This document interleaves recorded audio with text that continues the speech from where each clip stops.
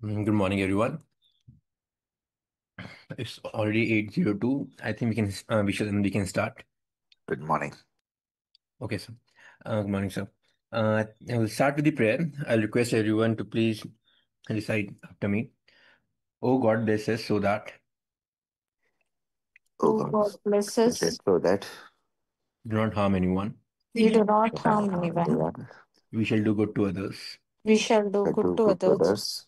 We shall try to learn at least one thing new in a day. We We should shall try try to to do at learn at least least one new one new thing a thing day. every day. We shall try to become a better communicator. We We shall should try to try to become a become better a better communicator. communicator. We shall try to become a good time manager. We We shall should try to try to become become a a good good time time manager. manager. We shall be truthful to ourselves and to others. We We shall be should be truthful truthful to to ourselves and others. We shall try to become a better human being. We shall and try to try to become a become a better better human human being. being. Oh God, bless us. Oh Oh God, God, bless bless us. us. Good morning. I welcome you all to this NHISGI session in which we will be discussing about IM disorders.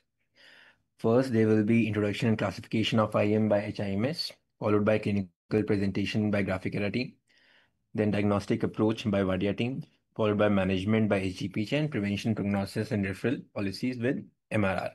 So I'll request Dr. Puneet to please take over.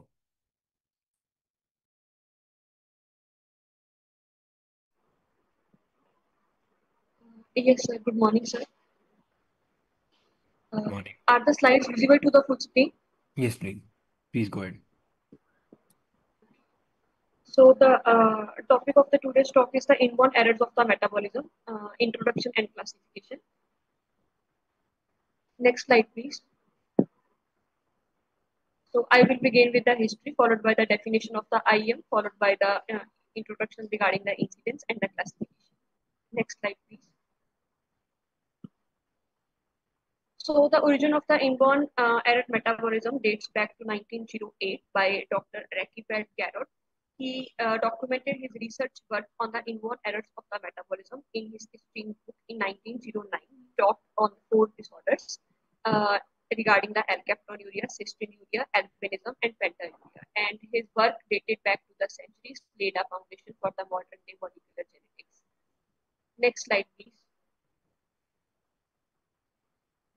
So the inborn errors of metabolism are inherited biochemical disorders with specific enzyme defect that interferes with the normal metabolism of the proteins, fats, or the carbohydrates. Garrett stated that if there is either the deficiency of the enzyme or the absence of the enzyme required for the conversion of the B to C, it will lead to the absence of C along with the initiation of the alternative pathways leading to the production of the excess of the toxic metabolites and ultimately excess of the substrate A, which was the ground substance for the production of the seed. Next slide, please.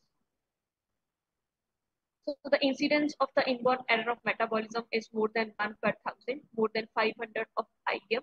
Approximately 25% of them are having the manifestations in the neonatal period.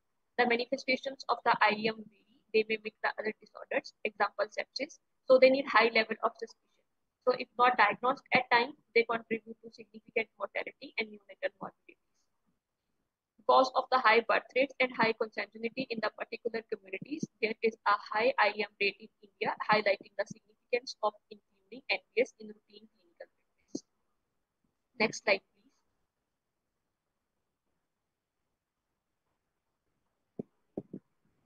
So as per the routine survey conducted in the Indian population, it was concluded that the amino acid disorders were found to be the most prevalent, followed by the organic acidemias and followed by fatty acid oxidation disorders in our national community. In the study published regarding the status of the newborn screening and incidence of inborn errors of metabolism in India in April 2018. Next slide, please. So the inborn errors of metabolism are classified depending on the involvement of the proteins, carbohydrates, and the lipids. It can, on the basis of proteins, it can be classified into amino acidopathies, organic acidemias, and the urea cycle defects, depending upon the involvement of the carbohydrates in the gluconeogenesis or glycogenolysis. And fatty acid oxidation defects, cholesterol synthetic defects are the other examples of the inborn errors of metabolism. So depending on the pathway involved in the metabolism of the amino acids, carbohydrates, and the lipids, and the specific enzyme deficiencies, they have been classified into the three groups. Next slide, please. So group 1 is the disorders of the intermediary metabolism, accumulation of the toxic metabolites, example urea cycle defects, maple syrup urine disease, and amino acidopathies.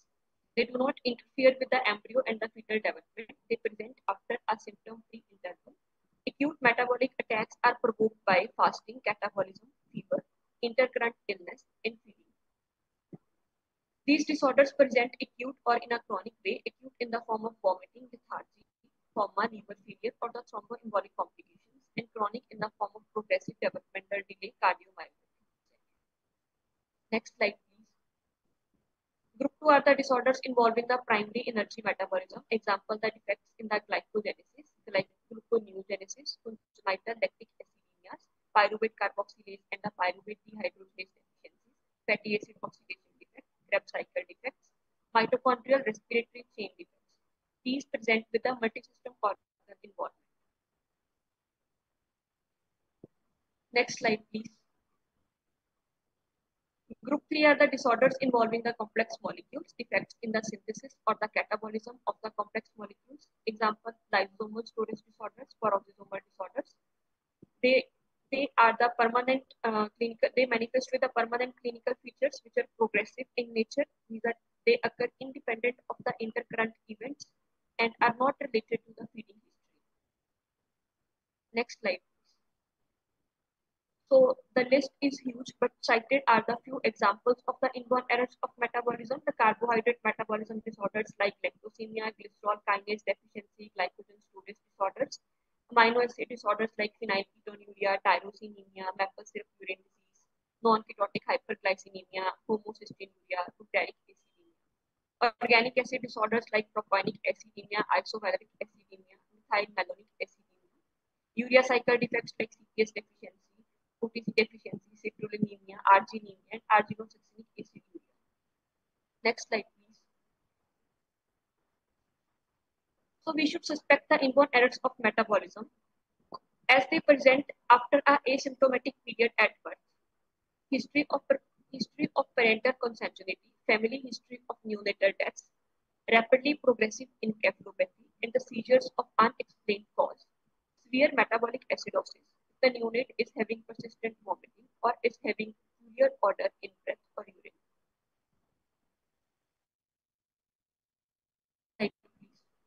So these are the few clinical pointers towards the IEM which will be discussed in subsequent presentations in detail, like the history of fetal wastage, hydrops, severe IUGR or the neonatal deaths, dysmorphic clinical features, unexplained clinical deterioration following a period of initial normalcy, unexplained odor, unexplained shock with abnormal visceromegaly.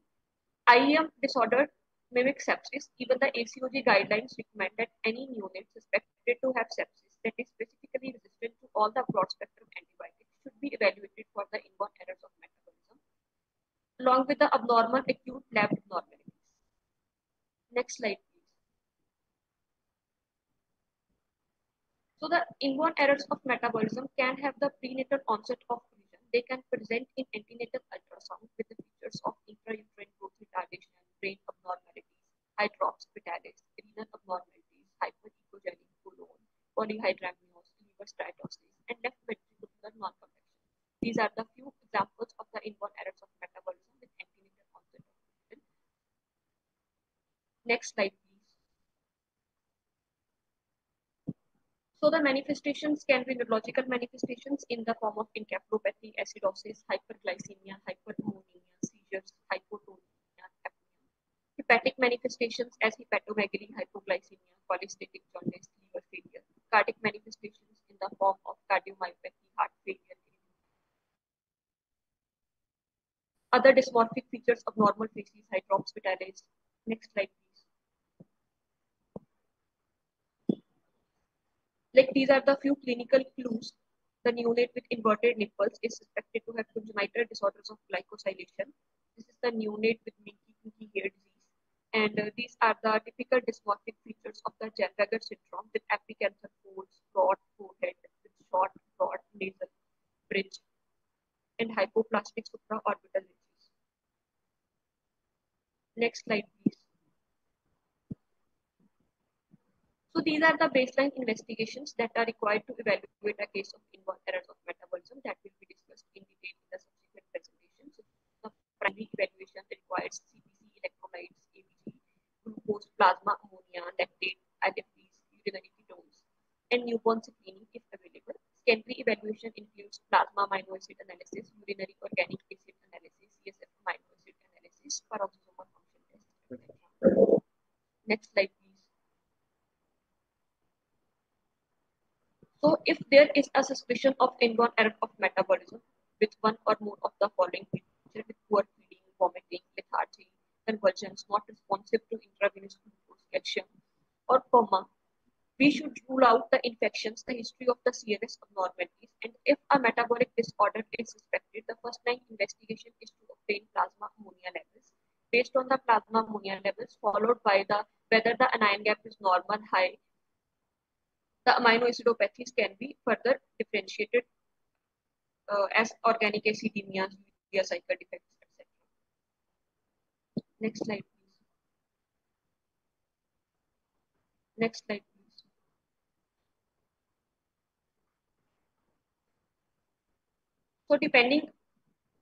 So the approach to the neonate with the persistent hypoglycemia. If the hypoglycemia is persistent and the urine for the non-glucose reducing substances is positive, we suspect galactosemia. If the urine for non-glucose reducing substance is absent, based on the urine ketones, whether positive or not, the carbohydrate disorders and the lipid peroxidation defects can be suspected, which will be discussed in detail in subsequent presentations. Next slide, please. So though there are not uniform recommendations for the screening of the inborn errors of metabolism worldwide, but the ACOG recommends that the neonates need to be screened for the 25 core conditions of the inborn errors of metabolism, as cited in the slide.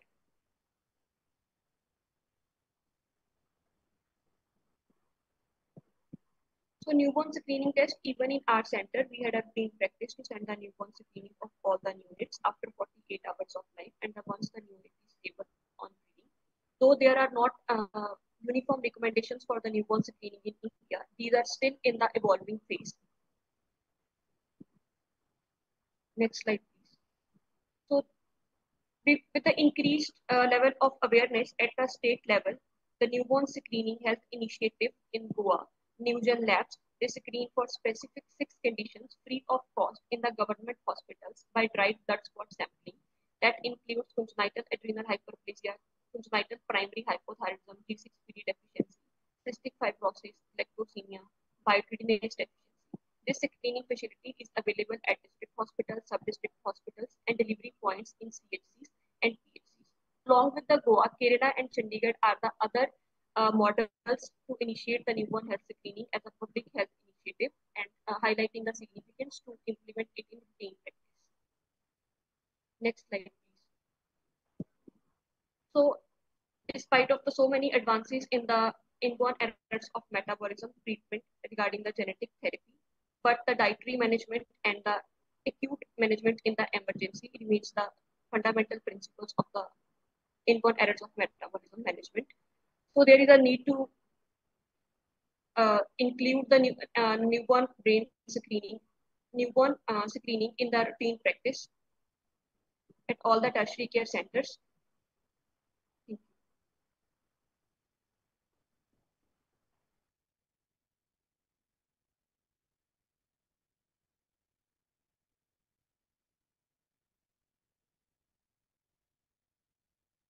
I think we lost her.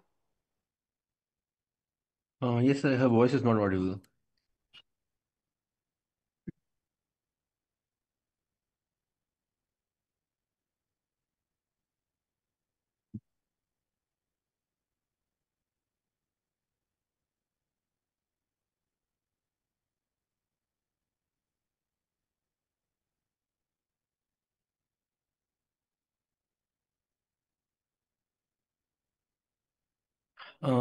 I think there's some issue with her Internet. internet connection. Yes, sir. So I think we'll go ahead with the next presentation till then by Graphic Team.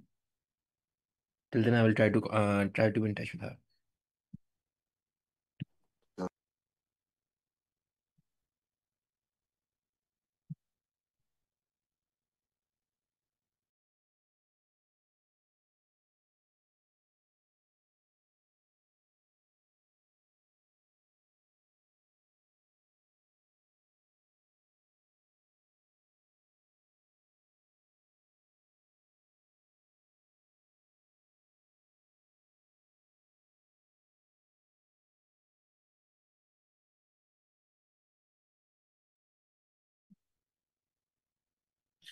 Uh, Requesting graphic area team to please take over for the clinical presentation in units.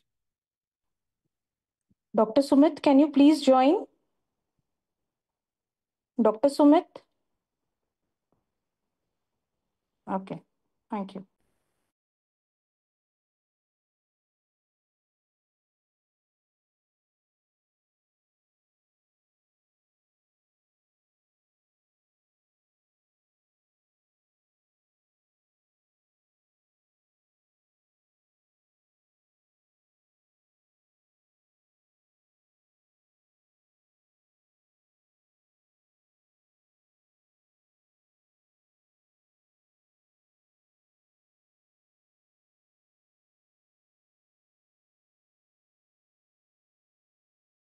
Good morning, everyone. Is my slide visible? Yes, visible, Sumit. You can start. Good morning, respected faculties, seniors, and my colleagues. I am sitting in front of you to give my talk on IEM clinical presentation. With that, I'd like to tell you, everyone, that we have made one IPR, one infogram for IEM under the leadership of Dr. Girish sir on the name of Girisam IEM Pathoplex. So let's start with this. First, we will tell about the core pathophysiological mechanism. Like as we know, there are three things in any reaction. First, there will be a substrate. Second, there will be a product. And if there is any problem, by default, the nature makes an start an alternate pathway. So like I'll give you example of phenylketonuria. In phenylketonuria, there is phenylalanine and the product is tyrosine, which eventually form melanin. So if phenylalanine gets any deficiency, then there will be toxic metabolite will get built up. If the phenylalanine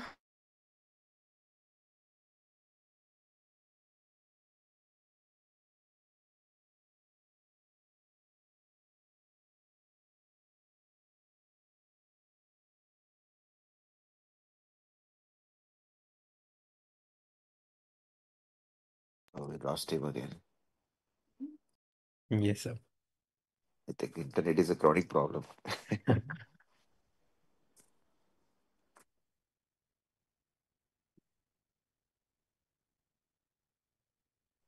You can ask him to turn the video off and once you come back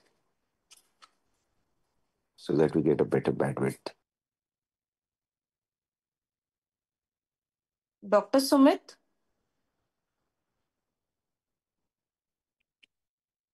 I lost it. Hopefully, we'll come back.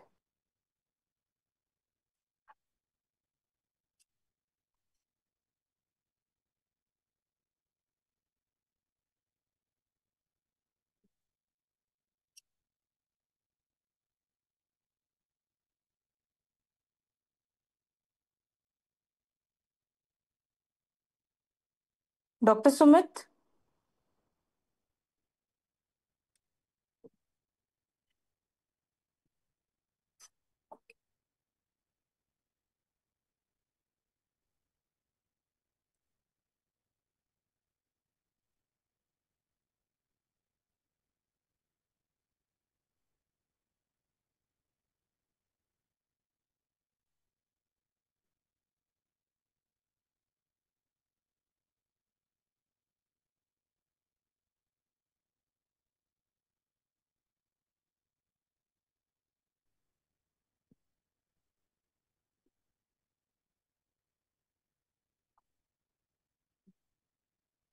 We can move to the next presenter.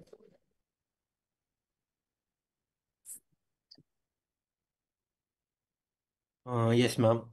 I think the next presentation by the Varia team. Good morning, everyone. This is Dr. Girish. I'm the Chief Medical Officer of IEM. It's a pleasure to be here today. I'll be sharing my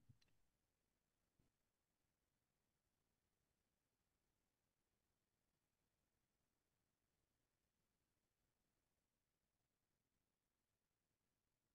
Dr. Sumit, have you joined again? Yes, ma'am. Yes, ma'am. Can you please switch off the video? It will be requiring more internet. Can switch off the video and then you can start with the presentation again. Ma'am, is my slide visible? Yeah, it's visible and your voice is also visible. You Okay. can continue. Sorry for that. Then there will be product deficiency, which can lead to the end product will be deficient and the structural component will lose. Simultaneously, as I told, there will be alternate pathway will get activated, which leads to toxic byproduct formation will occur. There will be compensatory mechanism will get activated. And there at the level of cellular and subcellular level, we can see that mitochondria is the powerhouse of cell. So it will be affected in any IM disease. So there will be decreased ATP synthesis. There will be reactive oxygen synthesis generation. There will be membrane integrity loss. And simultaneously, there will be lysosomal dysfunction, which can lead to storage material accumulation, as we see in other diseases. And there will be enzyme displacement, cellular stress response. And the endoplasmic reticulum will also have some stress, which will lead to protein misfolding. The quality control failure will be there, unfolded protein response, and apoptotic signals. And the membrane will also get disrupted, which can lead to change in permeability and channel will be affected. And there will be energy metabolism will be affected, which can lead to glycolysis inhibition, Krebs cycle interference, gluconeogenesis failure. And there will be eventually the cell will die. There will be mitochondrial apoptosis. There will be endoplasmic reticulum stress apoptosis, oxidative stress, inflammatory cell damage. We have prioritized organ on the basis of most which need attention on the basis on 4 groups. First will be CVS and CNS. In CNS, the child will have intellectual disability, seizure and movement disorder, progressive encephalopathy, behavioral changes, development regression, autonomic dysfunction. And the cardiovascular system, there will be cardiomyopathy, dilated cardiomyopathy, hypertrophic cardiomyopathy, restrictive cardiomyopathy. Child might have heart failure, sudden cardiac death, exercise Dr. intolerance. Sumkit, I think your slides are not moving. You need to show that chart again, Sumit. The one you are talking about. Is it visible, ma'am? Only the clinical presentation is visible. You are talking about the copyright thing now of the IEM. Yes, ma'am. You need Yes, to show that. ma'am, I'm showing it. No, it's not visible. The clinical presentation slide is visible. Okay. I guess you can start with that only as of now, no? Just go further. Okay, is it this? This is Make it a visible? slideshow. Make it a slideshow. Make it full screen. Now it's visible. Come on. Yes, ma'am. Start from here. Yes, ma'am, I've started it. Yeah. On the base clinical presentation in units with IM, list of contents, we will discussing the introduction, pathophysiology, clinical pointer, clinical presentation, different types of IM, case discussion, and take key home messages. First, the introduction. The IMs occur due to abnormality or absence of enzyme on its cofactor that result in accumulation or deficiency of specific metabolite.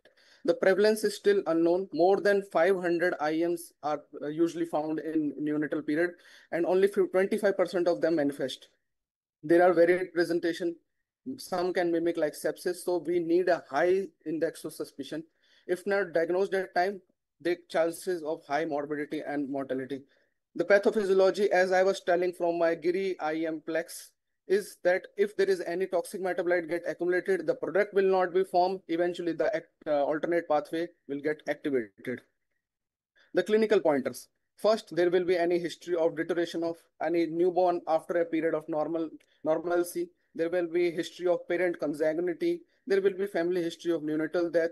There can be history of persistent vomiting, severe metabolic acidosis, any rapidly progressive encephalopathy, and seizures of unexplained cause. Or baby can have some peculiar order of urine. The clinical presentation can be acute presentation or a chronic presentation. Acute presentation can be poor feeding, vomiting, lethargy, seizure, metabolic acidosis, hypoglycemia. The chronic presentation can be development delay, hepatosplenomegaly, failure to thrive, and progressive neurological decline. The clinical pointers towards any IM are like pore spaces, which can be seen in some lysosomal disorder, cataract can be seen in galactosemia, retinitis pigmentosa in some mitochondrial disorders, cherry red spots in sphingolipidosis, hepatomegaly in storage disorder, urea cycle disorder, renal enlargement in GSD1, Zellweger syndrome, alopecia, eczema in biotinidase deficiency, abnormal kinky hair in Menkes disease, decreased pigmentation as we see in phenylketonuria. Then IM presentation can be based on the organ, which we see first neurological. The child can have seizure, hypotonia, encephalopathy, apnea, coma. In the hepatic manifestation, child can have hypoglycemia, jaundice, liver failure, cholestasis, hepatomegaly. In cardiac, child can have cardiomyopathy, heart failure, and arrhythmias. Simultaneously, child can have abnormal hair, abnormal pigmentation, and hydros fetalis. IM associated with neurological manifestation. The child can have their deterioration in consciousness, which can be due to metabolic acidosis, as seen in organic acidemia, fatty acid oxidation defect, glycogen storage disorder type 1, HMG-CoA deficiency, disorder of ketolysis. Hypoglycemia can be seen in fatty acid oxidation defect, GSD1, organic acidemia, HMG-CoA lyase deficiency. Hyperammonemia, as we know well, urea cycle disorder, organic acidemia, disorder of pyruvate metabolism. Seizures can be seen in biotinidase deficiency, pyridoxine phosphate responsive epilepsy, pyridoxine dependent epilepsy, Zellweger syndrome, purine metabolism defect, congenital disorder of glycosylation. Hypotonia can be seen in mitochondrial respiratory chain defect, Zellweger syndrome, molybdenum cofactor deficiency, glycine encephalopathy. Simultaneously, apnea can be seen in maple syrup urine disease, urea cycle disorder, fatty oxidation defects.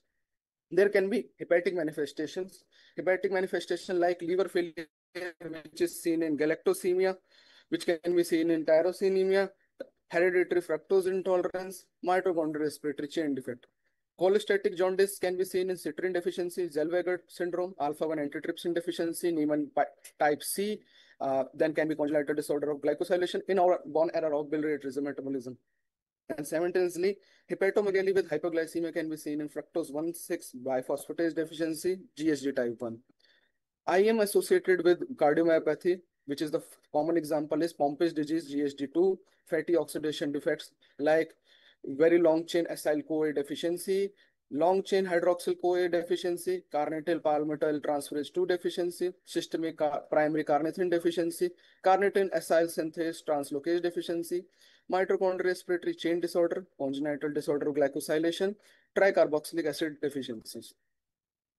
Then some IMs associated with abnormal urine odor, like in maple syrup urine disease, we have smell of maple syrup. Then sweetie fat in isovaleric acidemia, sulfur urine in cystinuria, tyrosinemia type 1, boiled cabbage in tyrosinemia type 1, oil fish in trimethylaminuria, cat's urine in multiple carboxylase deficiency, mousy urine in phenylketonuria. Then some IMs associated with fetal hydrops is lysosomal disorder like MPS type 1, 4A, and 7, lipid storage disorder like Niemann-Pick disease type C, sphingolipidosis like Gaucher's disease, Farber disease, Niemann-Pick disease A, GM1 gangliosidosis, multiple sulfatase deficiency, oligosaccharidosis, galactosidosis, mucolipidosis 1, 2, Zellweger syndrome, GSD type 4, congenital disorder of glycosylation, and then mitochondrial respiratory chain defects. Then we have choose some IMs for clinical presentation with their manifestation, like organic acidemia. Organic acidemia, child usually present with a poor feeding, vomiting, seizure. There can be hypothermia, multi-organ failure, lethargy progressing to coma. In maple syrup urine disease, I have told that child might have maple syrup urine. There will be poor feeding, irritability, ketosis, opisthotonous posturing, coma, and apnea. Then there can be in pyruvate dehydrogenase deficiency, child might have hypotonia, severe lactic acidosis, seizures, apnea. The child can have distinctive facial feature like epicanthal fold, flat nasal bridge, small nose, and intubated flat align is a long filtrum and can have coma. Then GSD1, in GSD1, child can have severe hypoglycemia, hepatoreinomegaly, growth failure, hypoglycemic seizure, and a doll-like face. In GSD2, Pompe's disease, we know the child have hypotonia, muscle weakness, hepatomegaly, cardiomegaly, hypertrophic cardiomyopathy, feeding difficulties, macroglossia, hearing loss, and failure to thrive. Urea cycle disorder, the urea cycle disorder, children will have manifestation of poor feeding, vomiting, hypothermia, seizures, apnea, hypotonia, lethargy, and coma. In biotinidase deficiency, the peculiar is the skin rash, alopecia. The child will have seizures and hypotonia, which is usually treated by biotin. In Zellweger syndrome, the child will have large fontanelle, prominent forehead, flat nasal bridge, epicanthal fold, hypoplastic supraorbital ridges. In galactosemia, child will have E. coli neonatal sepsis, poor feeding, vomiting, diarrhea, hypoglycemia, cataract, liver failure, seizures, ascites, and irritability. Hereditary, or there will be history of child winning from fruits. There will be vomiting followed by jaundice, seizures, edema, ascites, liver failure, hypoglycemia.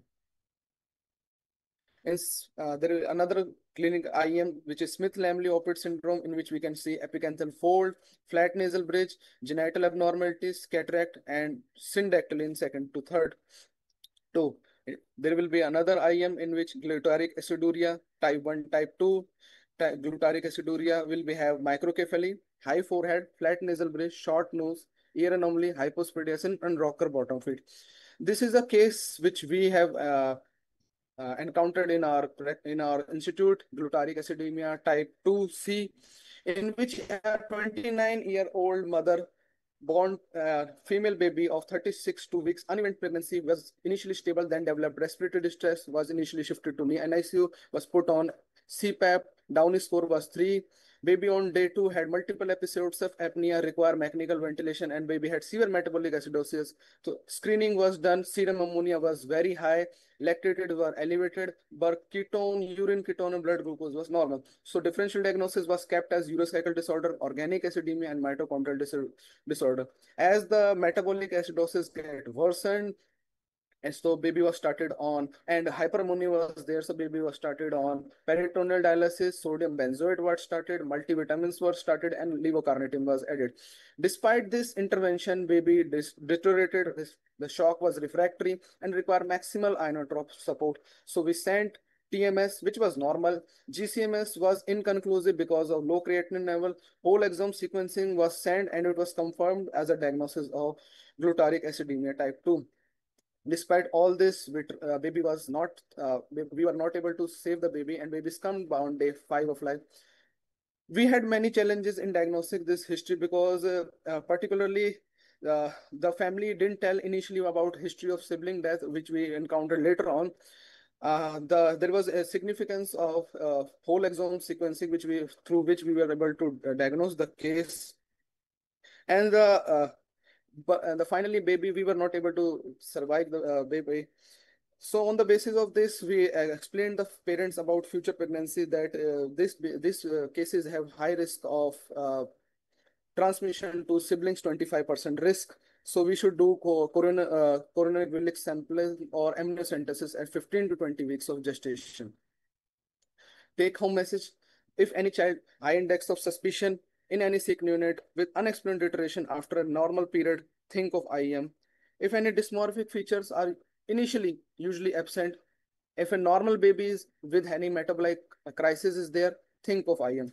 Any unexplained organ involvement like hepatomegaly, cardiomyopathy, myopathy, think of IM. If there is any recurrent or persistent hypoglycemia, refractory seizure despite treatment, warrant evaluation, think of IM. Any family history of sibling death, consanguinity, recurrent abortion, explained neonatal death, think of IM. Thank you. And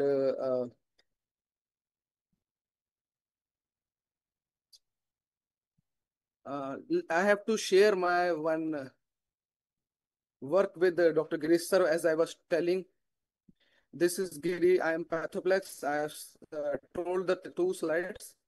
The third slide was organ system manifestation. We have kept organ system as 4 priority. First is CNS, CVS. In CNS, child will have intellectual disability, seizures and movement disorder, progressive encephalopathy, behavioral changes, development regression, autonomic dysfunction. In CVS, child might have cardiomyopathy, heart failure, sudden cardiac death risk, exercise intolerance. In the second organ is our hepatic system of hepatomegaly. We can see steatosis. We can see hypertension, portal hypertension, we can see cholestasis in there. Similarly, renal system can be affected. In renal system, if affected, child can have tubulopathy, child can have nephrolithiasis, electrolyte imbalance, and other manifestation. Third priority organ is also our musculoskeletal system. Myopathy child can have myopathy, weakness, rhabdomyolysis, exercise intolerance, muscle wasting, cramping. Gastrointestinal system, if affected, can lead to feeding difficulty, vomiting, malabsorption, failure to thrive, abdominal pain, GI bleeding. Hematological system, if affected, can lead to feeding difficult. Hematological system can lead to anemia, bicytopenia, bleeding tendency, hemolysis, bone marrow dysfunction. Endocrine system affected can lead to growth failure, can lead to delayed puberty, hypoglycemia, bone disease, hormone dysfunction. If sensory system is affected, it can lead to visual impairment, hearing loss, cataract, retinal degeneration, corneal clouding. Integumentary system is our skin and appendages. If affected, can lead to distinctive odor, as I've told, rashes and dermatitis, hair and skin changes, and poor wound healing. There is a temporal pattern of disease progression. Either there will be acute presentation, intermittent presentation, or a chronic progressive presentation. If the substrate is rapidly accumulated at any point, it can lead to acute presentation, which can lead to life-threatening episodes. Child can have progressive encephalopathy, multi-organ failure. In a chronic progressive cases, like the stored product is already getting accumulated, then there can be development delay, progressive organ damage. The child can have functional decline.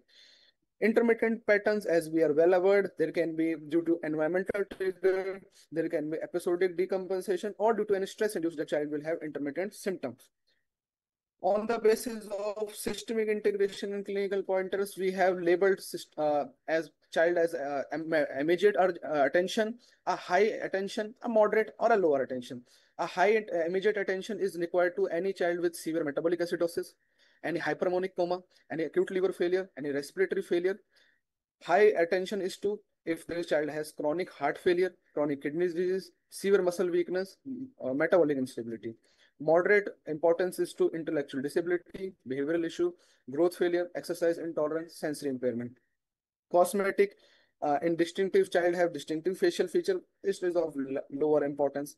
Skin changes, odor, hair, nail is of least important. Then some key systemic interaction like liver brain axis, as we are very well aware, if any hepatic dysfunction effect occurs, it usually leads to encephalopathy in a children. So liver brain axis, if affected, can lead to a toxin metabolite can accumulated in the CNS and can lead to different manifestation. The cardiac renal coupling, if heart failure occurs, it can worsen the kidney function, as we know cardiorenal syndrome very well. Metabolic immune interference, any chronic metabolic stress, it can impair immune function and increase infection susceptibility. GI system, if GI system can affect, it leads to malabsorption, feeding difficulties, and other issues. Thank you so much. If any questions, can ask.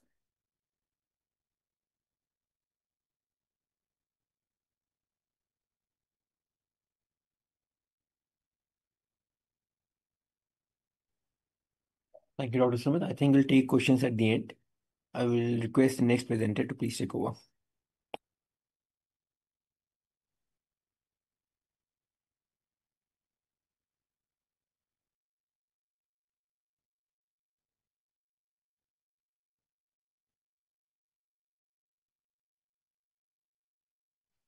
Hello.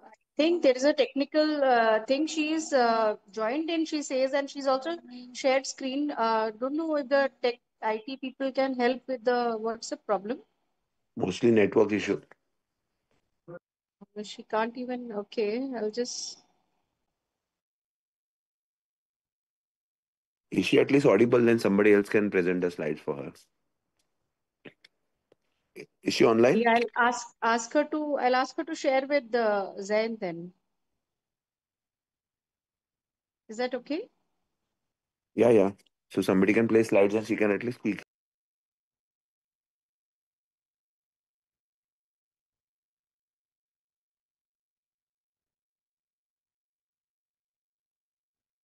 She's sorting it out. If the other speaker wants to go ahead, rather than wasting time, we can do that as per the moderator's.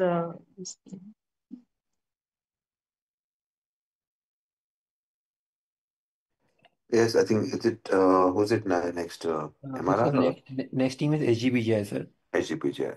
So let Yes. them Yes. start. So good morning, everyone. Today's session will be presented by Dr. Manisha.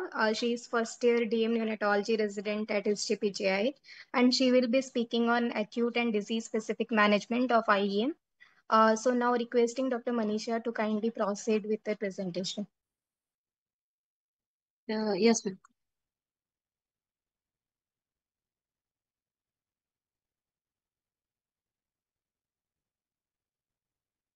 Are my slides visible? Yes, Dr. Manisha, please go ahead. Okay. Good morning, everyone.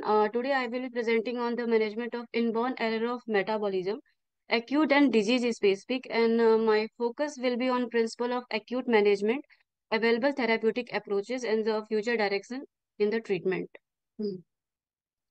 So the specific learning objectives are aim of treatment, acute management principle, substrate reduction therapy, cofactor replacement therapy, increase in enzyme activity, dietary therapy, hemodialysis, enzyme replacement therapy, cell and the organ transplant, and gene therapy and the future direction. The main aim of treatment in IM is to reduce the toxic metabolite formation by decreasing the substrate availability, and we also need to ensure adequate calorie, enhance the excretion of toxin, and provide the cofactor when appropriate.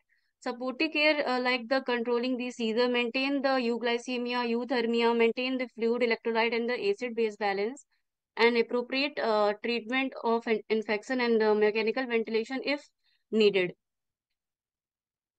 Coming to the principle of management of the IEM, as we know, IEM are inherited enzyme defect that lead to either the accumulation of the toxic substance or deficiency of the important product.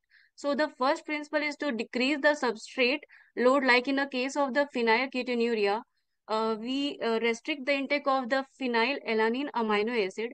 And the second one is the enzyme cofactor replacement, or if the enzyme itself is deficient, then the enzyme replacement therapy and the stem cell transplantation.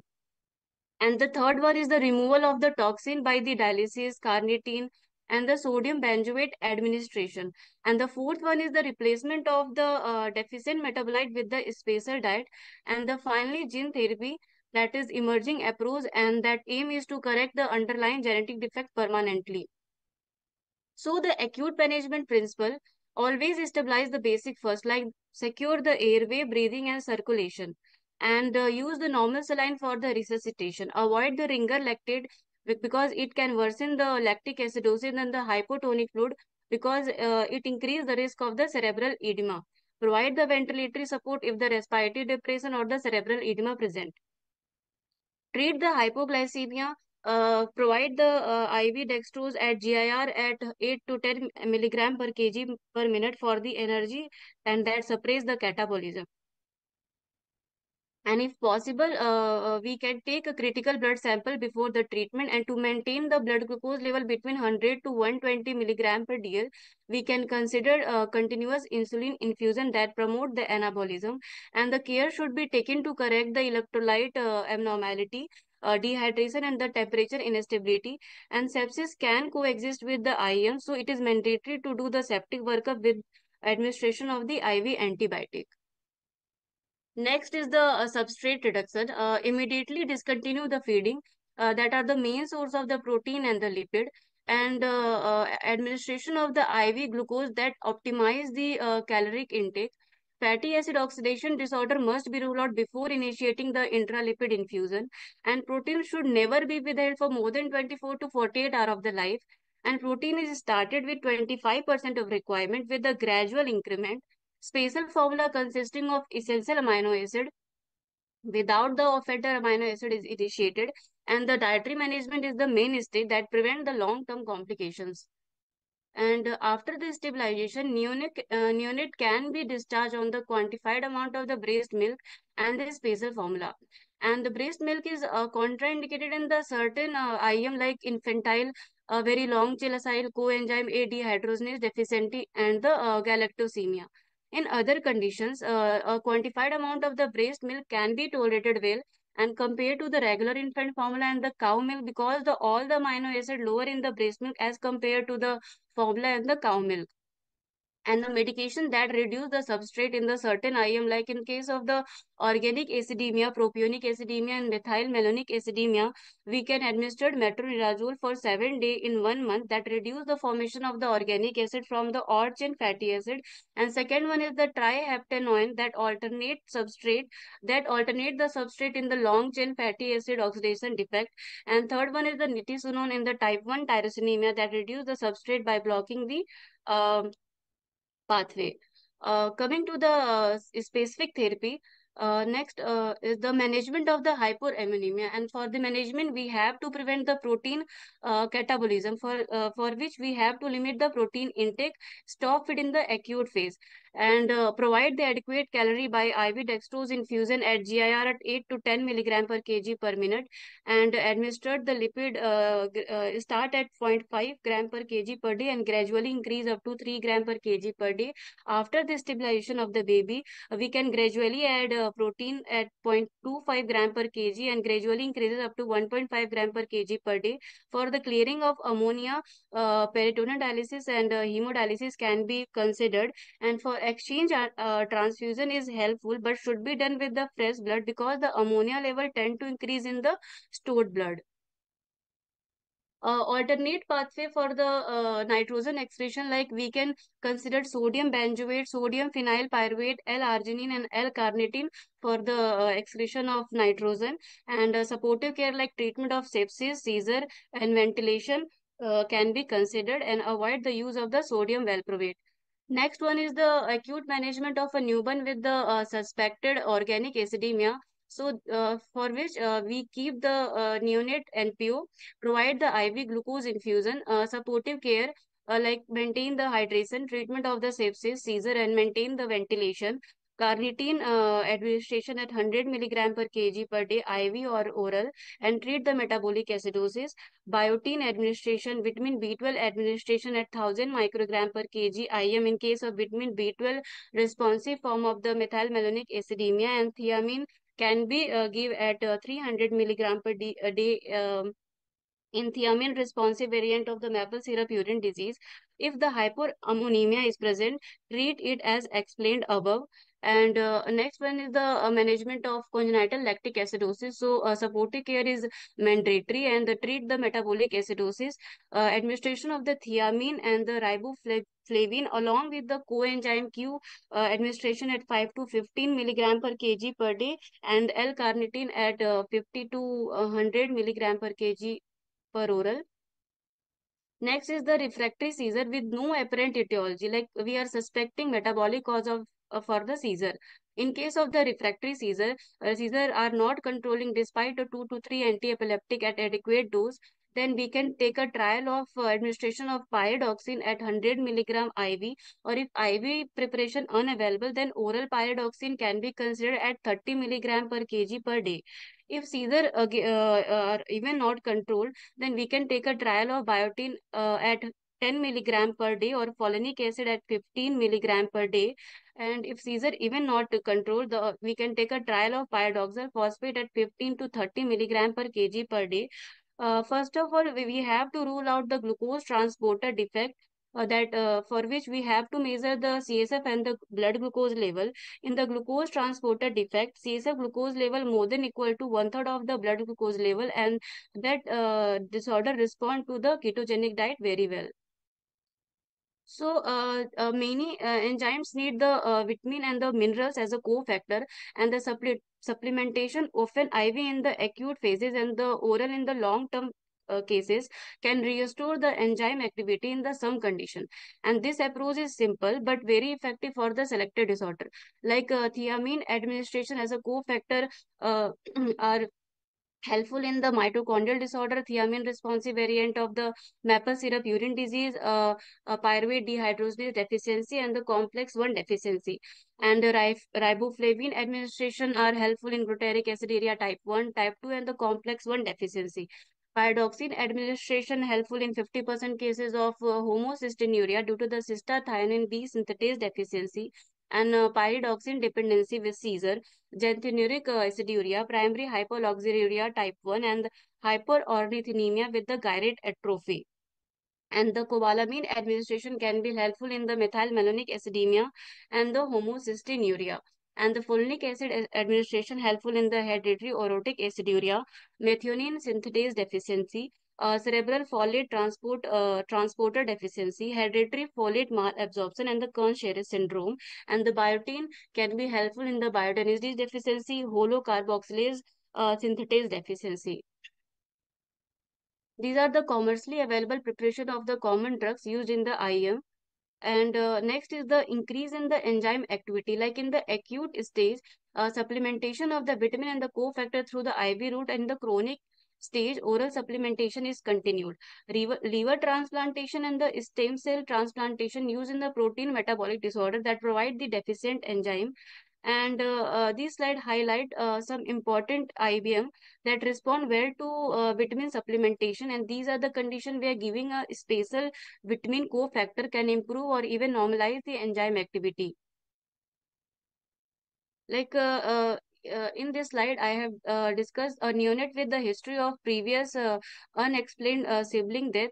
There is a strong suspicion of inborn error of metabolism, so we should act early, even before a definitive diagnosis. Like we start IV dextrose infusion and graded expressed breast milk, and perform investigation like taste glucose, ABG, serum lactate, serum ammonia, serum ketone, GCMS, and the TMS should be done in 24 to 48 hours of the life.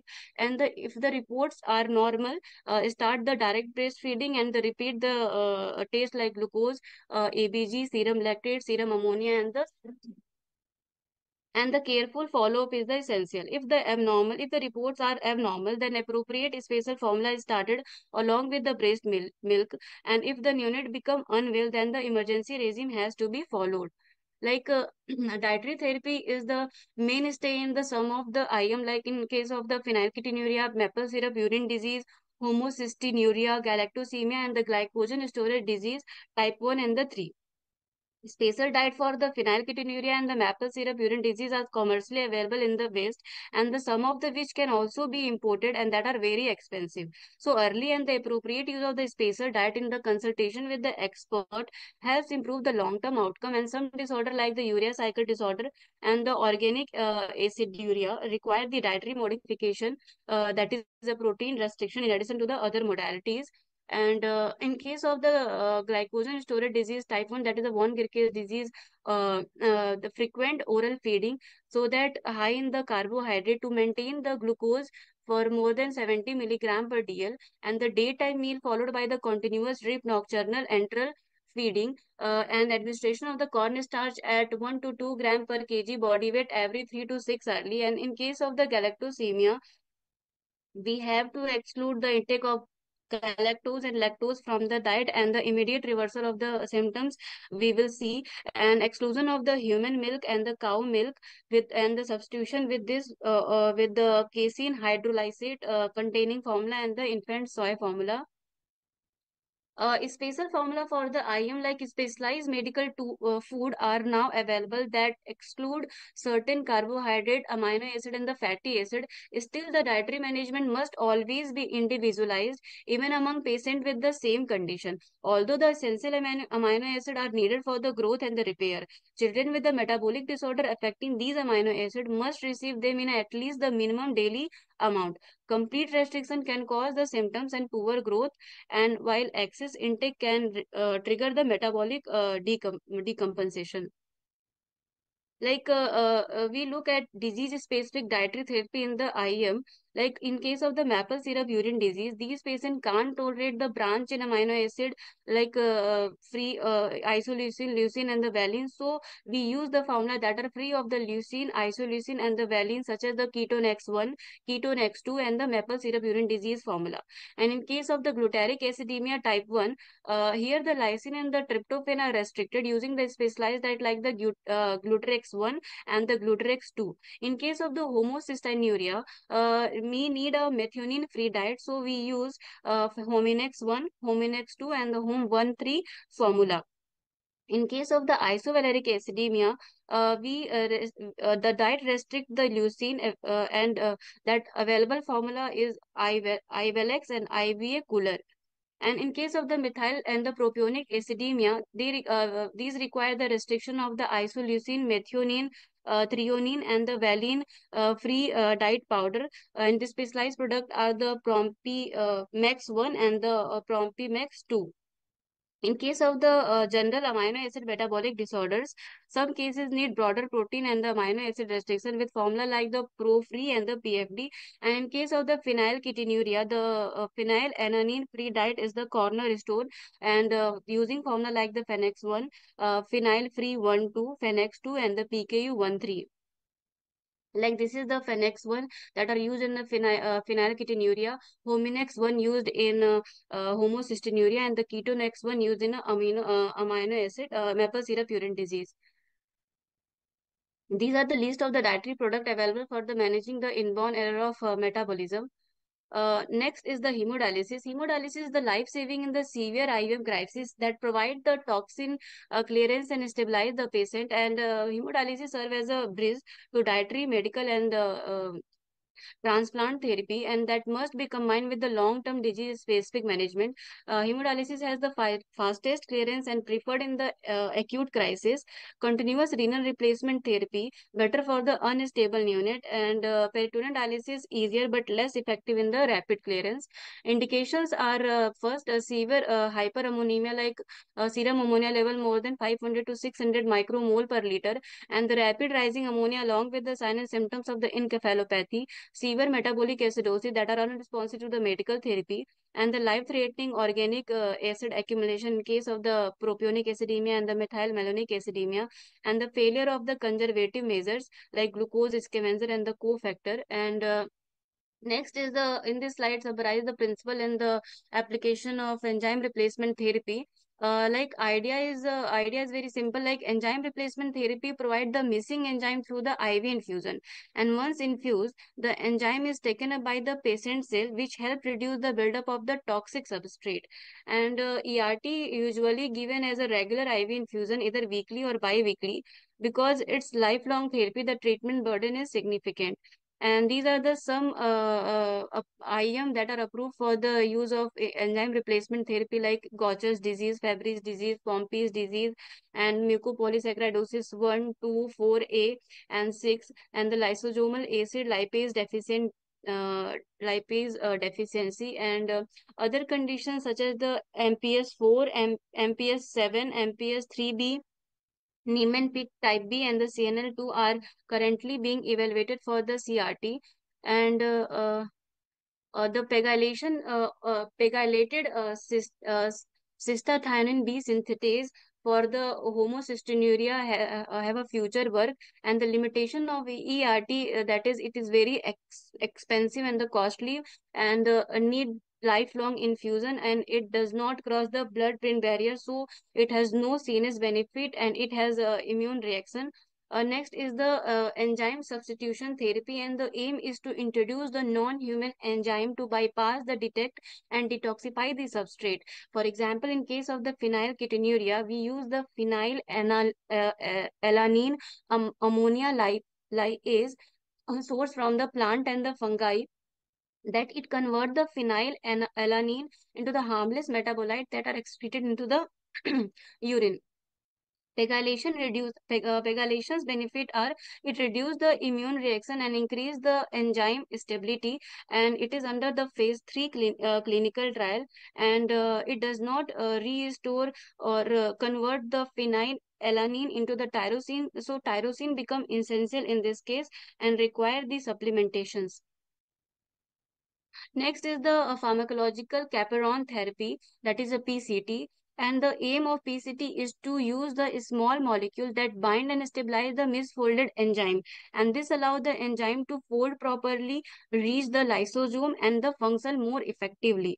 Advantage over the ERT, that is, it is an oral therapy which improve the patient quality of life compared to IV infusion. And second, it can cross the blood-brain barrier, so it has potential benefit for the neurological environment, which ERT can't address, and provide the broad tissue penetration, and it is non-immunogenic and more physiological, and avoid the enzyme activity fluctuations. Limitations: PTC only work if the residual enzyme activity present. That means it is effective mainly in the patient with the certain missense mutation that still produce a partially functional enzyme. For example, in the case of the Fabry's disease, Migala state is an oral alternative to ERT in a amenable mutation, and it has been shown to comparable to ERT for a renal function, provide the better cardiac outcomes such as the reduce the left ventricle mass index, and help the clear the GL3 clearance in the podocyte, a site that are resistant to ERT. In case of the Gaucher's disease type 3, Ambroxol has shown promising result in the pilot study with the improvement or stabilization of the neurological symptoms. Next is the cell and the organ transplant, like hematopoietic stem cell transplant and the bone marrow transplant used in the lysosomal storage disease like Hurler, Krabbe's, and the metachromatic leukodystrophy. And the liver transplant are useful in curative for the MSUD and most of the urea cycle disorder, helpful but not fully preventive in the methylmalonic acidemia and propionic acidemia, and require lifelong monitoring and multidisciplinary care. And the last is gene therapy and the future direction, like gene therapy, gene editing, cell transplantation, and the cell programming is an emerging approach that aim to correct the underlying genetic defect permanently. And all these have a huge potential in the treatment of the IM. Thank you so much.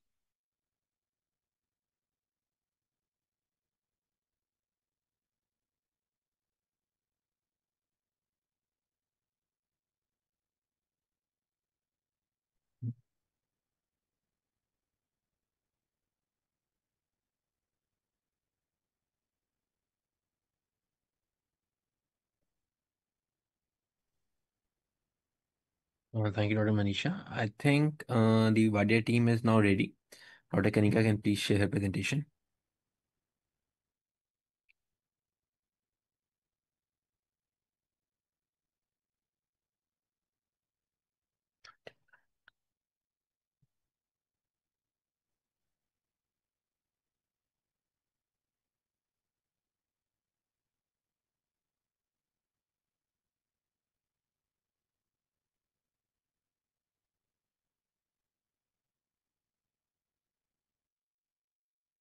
Kanika, please make it full screen and unmute yourself and start presenting, please.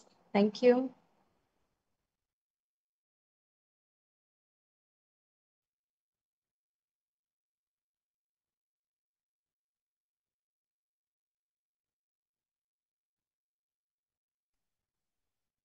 Hello, good morning, everyone. Am I audible? Yes, you are audible. Kanika, start and please make it full screen. Please make it full screen. Make it full screen. Yeah. Please. Thank you.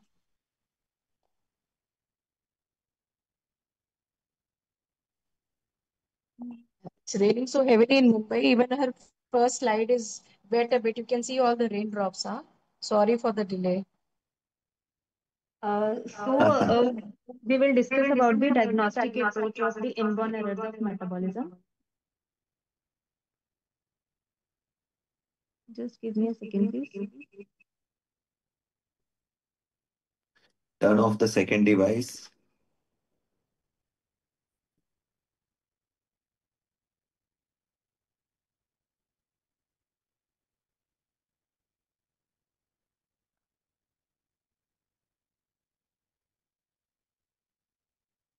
Good morning. Am I audible? Yes, yes. Go ahead. Yes. So we will discuss about the diagnostic approach of inborn errors of metabolism. Sorry, Dr. Kanika, if you can make it full screen, it will be better. See, Okay. otherwise you continue. Huh?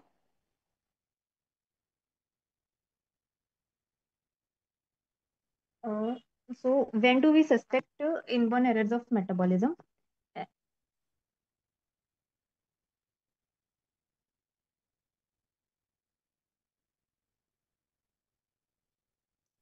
When do we suspect inborn or errors of metabolism? When the baby presents with symptoms like poor feeding, vomiting, lethargy, hypotonia, hypothermia within weeks of asymptomatic period after birth. When there is history of parental consanguinity, like many conditions are autosomal recessive, like maple syrup urine disease and organic acidemias. When there is family history of neonatal deaths.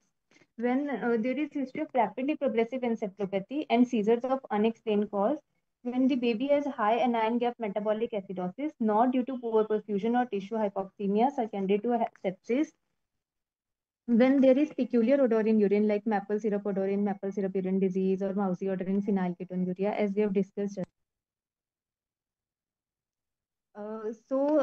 Briefly, like the manifestations, neurological manifestations like deterioration in consciousness, they can have metabolic acidosis with the examples like organic acidemias, maple syrup urine disease, fatty acid oxidation defects, mitochondrial diseases, diseases which present with hyperammonemia like urea cycle defects, organic acidemias, disorders of pyruvate metabolism, or the diseases which present with hyperglycemia, fatty acid oxidation defect, organic acidemias, mitochondrial diseases. Then the seizures which have the diseases which have seizures as a presentation like biotinase deficiency, pyridoxine dependent epilepsy, pyridoxal phosphate epilepsy, glycine encephalopathy, and others. Then with hepatic manifestations, for example, galactosemia is having presentation with acute liver failure and coagulopathy, and these are the other IMs which can have a presentation of hepatomegaly with hypoglycemia or cholestatic jaundice. Then the diseases with cardiomyopathy like Pompe's disease or disorders of fatty acid oxidation defect. As we have discussed this already, so I'll go by these slides faster. IMs with a presentation as non-immune hydrops fetalis like lysosomal disorders, Zellweger disorder, glycogen storage disease, mitochondrial disorders. Then the initial test that we do for a suspected case of IM. First, we will do CBC with differential counts, then serum glucose and electrolytes, blood gases, liver function test, coagulation profile, plasma ammonia levels, plasma lactate levels, plasma amino acid levels, urine for reducing substances, urine for pH, urine for ketones, urine for organic acids. So, precautions while collecting a sample is samples should be collected before stopping feeds or starting a specific treatment. For lactate and ammonia samples, they should be transported in a crushed ice and should be processed immediately. Should be collected 2 hours after a fasting period, and the sample should be free flowing. Then the approach to neonatal metabolic acidosis. If we have a presentation with severe metabolic acidosis, we will look at first we will look at the ketones if they are present or not. If the ketones are absent and lactate is normal, then it can be a renal tubular acidosis. If the ketones are absent but metabolic acidosis is there and high lactate is there, then we will look at the glucose levels. If the sugars are less, it can be fatty acid oxidation defect or HMG coenzyme lyase deficiency. And if the sugars are normal, it can be PDH deficiency. Metabolic acidosis with ketosis with high ammonia levels is seen in PC deficiency or HCS deficiency. If the lactates are normal, high, and if the lactates are normal, it can be organic acidemias. So metabolic acidosis with ketones present and with ammonia levels which are normal, we will look at the lactate levels. The lactates are high and sugars are less, then it can be fructose 1,6-bisphosphate deficiency or glycogen storage disease. If the sugars can be normal, sugars are normal, it can be PC deficiency, pyruvate carboxylase deficiency, or mitochondrial disorders. If the lactates are normal, then in hypoglycemia, it can be organic acidemias, and normoglycemia also organic acidemias. So we can make out in organic acidemias, the lactates are normal, the sugar can be less, or it could be normoglycemia.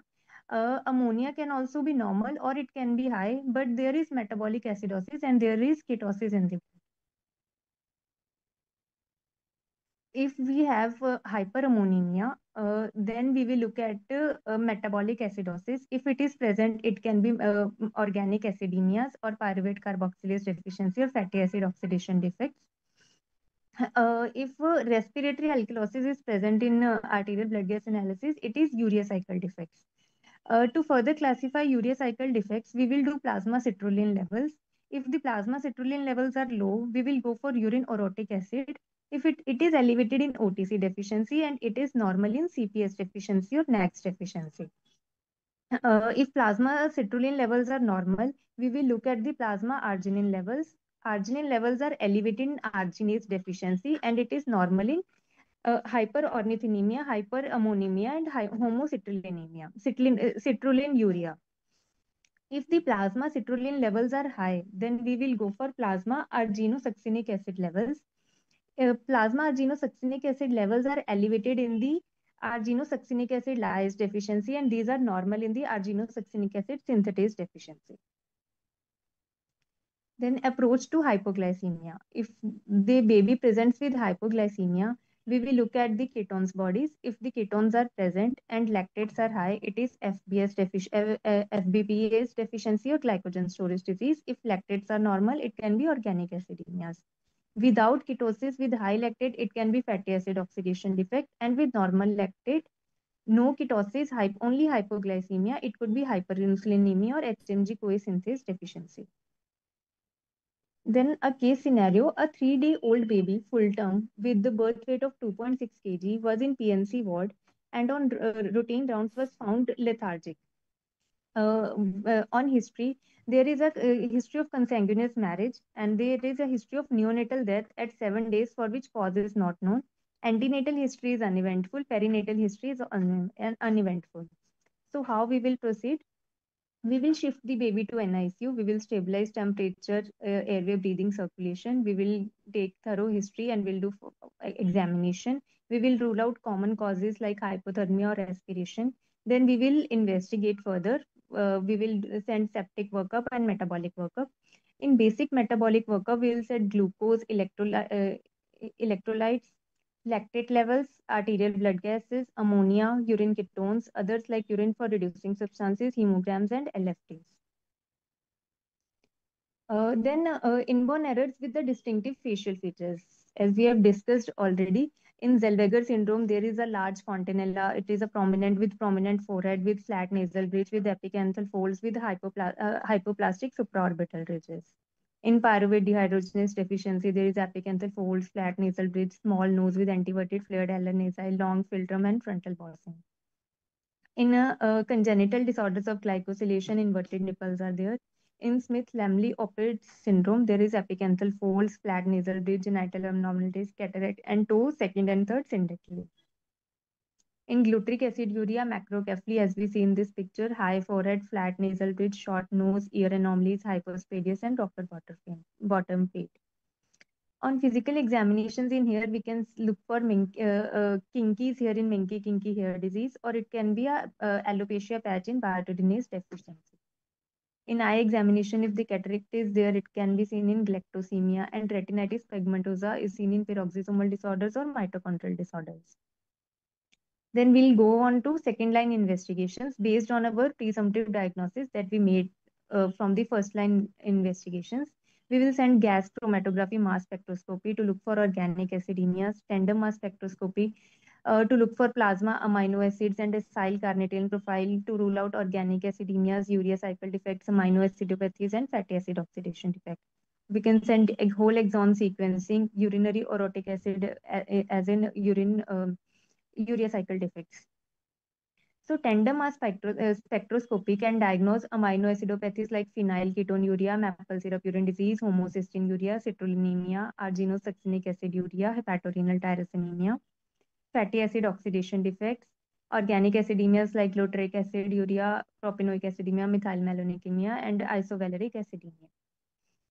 Second line investigations, we can also do enzyme assays. For example, biotidinase assay in biotidinase deficiency, in galect assay in galactosemia, plasma very long chain fatty acids in peroxisomal disorders. CSF amino acid analysis we can do. We'll find high CSF glycine levels in non-ketotic hyperglycemia and low serine levels in disorders of serine biosynthesis. Then we will go to neuroimaging. This is in MRI brain. In glutaric aciduria, we will see there is a marked frontotemporal atrophy is there and subdural effusion is there. In Zellweger syndrome, we can see there is diffuse cortical migration and sulcation abnormality.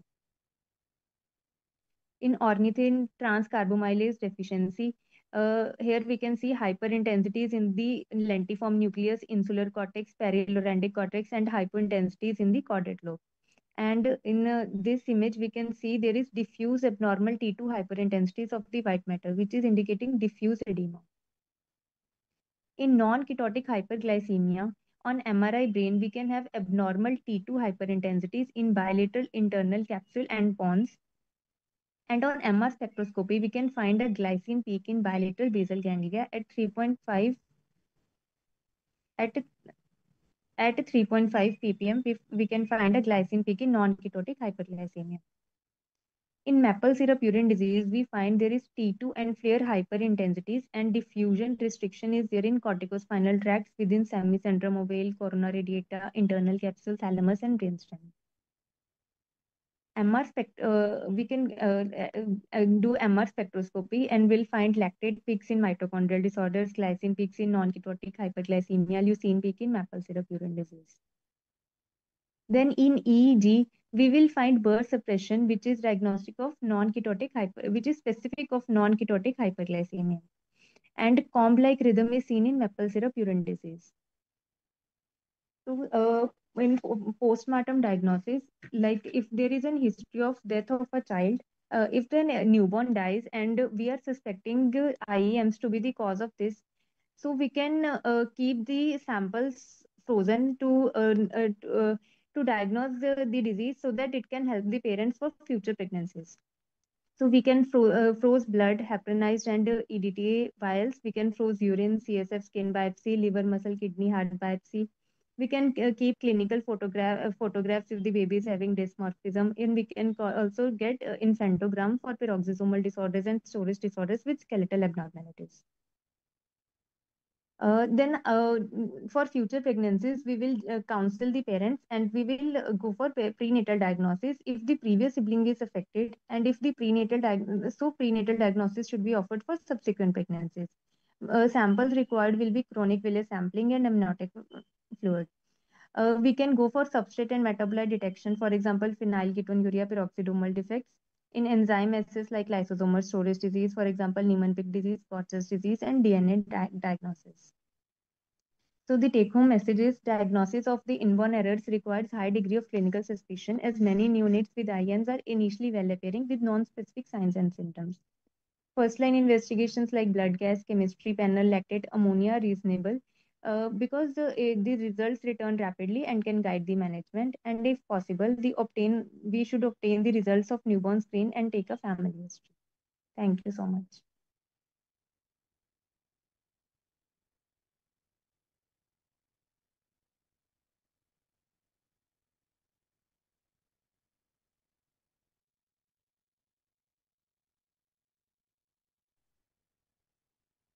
Good morning, everyone. Am I audible to you? Yes, Dr. Yeah, myself, Dr. Ashwin Mekande, Associate Consultant, MRR Hospital. I'm presenting the slides of Inborn Error of Metabolism. We'll talk about the prevention, prognosis, and genetic counseling. So I would like to start with the case which we had a few months back. So there is a baby which is 32 weeks preterm, born with diachronic diamniotic via in vitro fertilization to a 37-year-old mother. Birth weight was 1.8 kg. So we received the call for the transportation. So baby was admitted to us on day 7 of life with rapidly worsening of encephalopathy and suspicion of sepsis. On arrival, baby was deeply encephalopathic and baby required intubation. We sent the lab and there was a dramatic metabolic crisis. Ammonia levels were 2560 mole per liter. Creatinine was 2.24 milligram per deciliter. And there was a severe high anion gap metabolic acidosis of lactate of 4.5. Urine ketones were negative and glucose was elevated. DCG actions taken by our team with neurological crisis looming. Peritoneal dialysis started immediately. Ammonia plumped to 210 and renal function got improved. Nutrition-wise, parenteral with high glucose and lipids started with no protein. and metabolic support with cocktail began. We done the EEG pre-peritoneal dialysis, which showed burst separation pattern, and after peritoneal dialysis, normal EEG was normalized 36 hours after peritoneal dialysis. Mental status and activity also got improved. So the diagnostic breakthrough was, we did the then metabolic workup, urine, GCMs and TMS sent, which showed the propionic acidemia. Enteral feeding was started with metabolic specialists plan, low protein EA formula, and serial ammonia levels were checked, which were remain normal. So discharge on we discharged the baby on custom feeds. A 6-day emergency plan was made. Neurologically examination at the time of discharge was good. The tone was good. Normal Preston score was there.